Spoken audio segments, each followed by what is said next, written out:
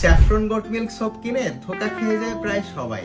আজকে আমরা জানবো যে আমাদের এই যে saffron shea butter goat milk glowing bar যেটি রয়েছে সেটি তৈরি করতে কিন্তু টোটাল 120 দিন টাইম লাগে। সো আমরা একদম ডে 1 থেকে একদম 120 ডেজে যখন আমাদের প্রোডাক্টটা ফাইনাল হয় সেই পুরো প্রসেসটা আমাদের আজকের এই ভিডিওতে আমরা দেখানোর চেষ্টা করব। সো চলুন দেখে আসি। সো প্রথমে আমাদেরকে যেটা এনশিওর করতে হয় সেটা হচ্ছে আমাদের স্যাফরনটা আসলে অরিজিনাল কিনা। সো আমাদের আপনারা দেখতেই পাচ্ছেন যে এটা অরিজিনাল স্যাফরন, এবং এরপরে আমরা যেটি করি সেটি হলো যে 30 ডেজ ইনফিউজ করি।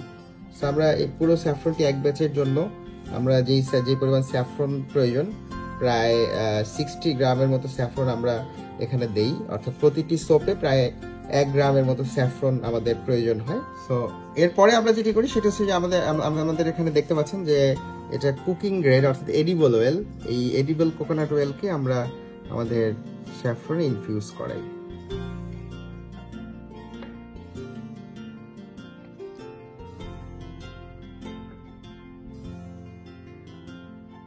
সো এটা এয়ারটাইট আমরা বক্সে আমরা রেখে দিয়েছি এবং এটা প্রায় 30 ডেজ এভাবেই থাকবে।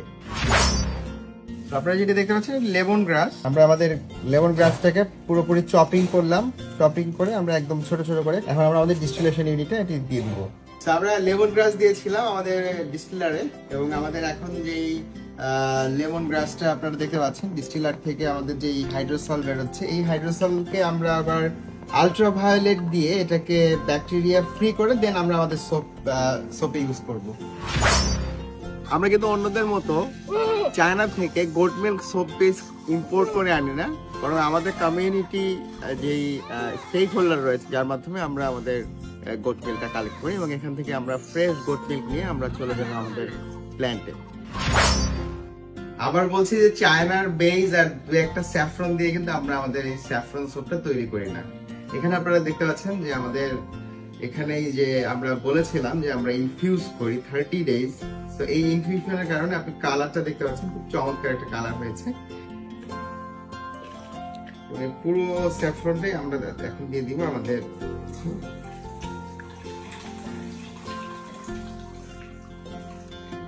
সানফ্লাওয়ার অয়েল, এরপর দিচ্ছি ক্যাস্টর অয়েল, এরপরে আমরা দিচ্ছি অলিভ অয়েল। আমরা সকালবেলায় যেই গোট মিল্কটা কালেক্ট করেছিলাম এটা আমরা রেফ্রিজারেটরে রেখেছি, কারণ এটা এভাবেই আমাদেরকে রিঅ্যাকশনটা করাতে হয়। এবং আমাদের এখানে দুটো হাইড্রোসল আছে, একটা হচ্ছে লেমন গ্রাস এবং একটা হচ্ছে হলি ব্যাসিল, তার মানে তুলসী। তো এটা হলো আপনার হিমালয়ান পিঙ্ক সল্ট, আমরা এখানে পিঙ্ক সল্ট দিয়ে দিচ্ছি। এরপরে আছে বিজ ওয়্যাক্স, এরপরে আমরা দিচ্ছি শিয়া বাটার, শিয়া বাটার।